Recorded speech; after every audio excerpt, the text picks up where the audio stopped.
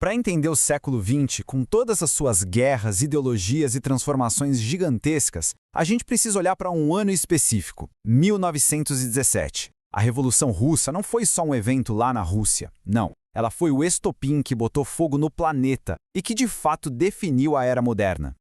E para a gente ter uma ideia da mentalidade da época, que era de uma ambição assim, sem precedentes, olha só o que um dos líderes bolcheviques, o Nikolai Bukharin, disse.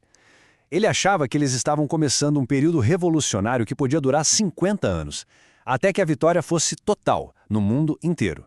A meta, veja bem, não era uma reforminha, era uma transformação global completa.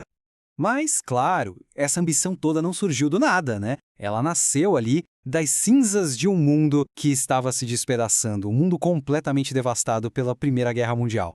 Vamos tentar imaginar a cena. Europa, 1917. A Primeira Guerra Mundial, que tinha começado com tanto patriotismo, já tinha virado um verdadeiro moedor de carne. Lá por 1916, o cansaço virou ódio, uma raiva geral contra aquela matança que não acabava nunca. A coisa estava tão, mas tão tensa, que as sociedades inteiras pareciam prestes a explodir. E é aqui que a gente chega num ponto fundamental. O socialismo naquela época não era uma ideia de nicho, sabe? Para muita gente, parecia ser o próximo passo lógico, a sucessão natural de um sistema capitalista que estava falhando de forma espetacular. A velha ordem, como diz um antigo provérbio, tinha perdido o mandato do céu. Só faltava um sinal, uma faísca. E esse sinal, ele veio. Em outubro de 1917. A tomada do poder pelos bolcheviques não foi um evento para ficar só na Rússia. Pelo contrário, a ideia era que fosse o estopim de algo muito, mas muito maior. E aqui a gente tem o grande paradoxo da coisa toda. A teoria marxista clássica, ela dizia que a revolução ia acontecer em países industrializados, tipo Alemanha ou Inglaterra. Mas o Lenin, ele fez uma aposta muito ousada. Usar a Rússia, um país super agrário e atrasado, como detonador. A estratégia era simples: quebrar a corrente do capitalismo no elo mais fraco dela. E como é que os bolcheviques conseguiram o apoio das massas? Eles não chegaram falando de teorias super complexas, nada disso. Eles focaram no que era mais urgente, no básico mesmo: paz, pão e terra. Simples assim. Era um slogan direto, poderoso e, para uma população desesperada, era simplesmente irresistível. É muito importante entender isso aqui. Para o Lenin e seus companheiros, a vitória na Rússia era só o primeiro passo.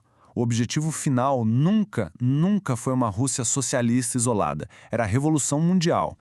Pois é. E o sinal de São Petersburgo foi ouvido. E foi ouvido alto e claro. O que veio a seguir foi uma onda revolucionária que simplesmente varreu o planeta. E o impacto foi assim, imediato. Na Alemanha, por exemplo, marinheiros se revoltaram e começaram uma revolução. Na Hungria, declararam uma república soviética. A Espanha teve o que ficou conhecido como Biênio Bolchevique. Mas a inspiração não ficou só na Europa de jeito nenhum. Ela cruzou oceanos. Movimentos estudantis explodiram em Pequim e em Córdoba, na Argentina. Em Cuba, trabalhadores do tabaco criaram seus próprios conselhos, os sovietes. O sinal de 1917 ecoou por todos os cantos do mundo, de verdade. Olha, essa citação de um jornal pequeno da Turquia, ela resume perfeitamente o sentimento da época. Para milhões de pessoas oprimidas no mundo inteiro, a Revolução de Outubro não era vista como uma ameaça, era uma promessa. Era uma esperança, um sol que podia iluminar um futuro completamente novo. Só que essa primeira onda de revoltas mais espontâneas acabou perdendo força.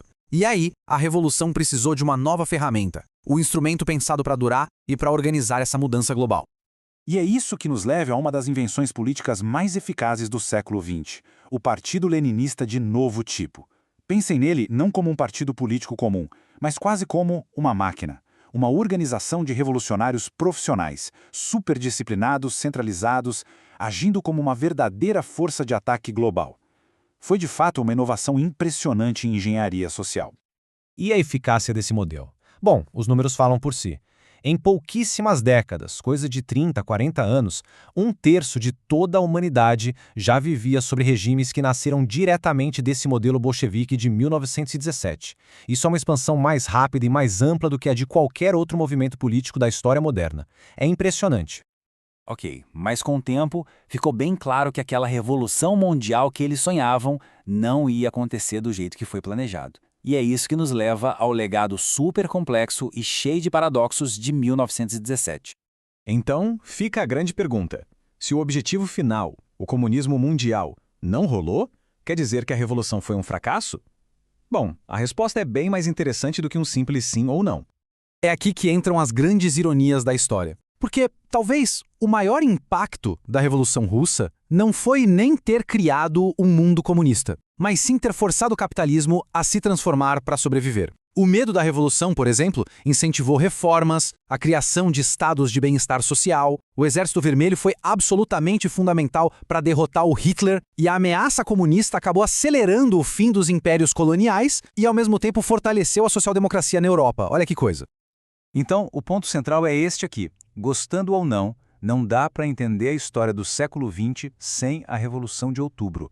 Os efeitos dela, tanto os que foram planejados quanto os que aconteceram por acidente, moldaram o mundo que a gente vive de uma forma definitiva.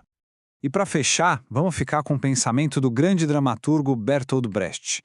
Uma vez, lendo poemas antigos sobre opressão, ele ficou se perguntando se no futuro as pessoas iam olhar para a época dele e dizer a mesma coisa.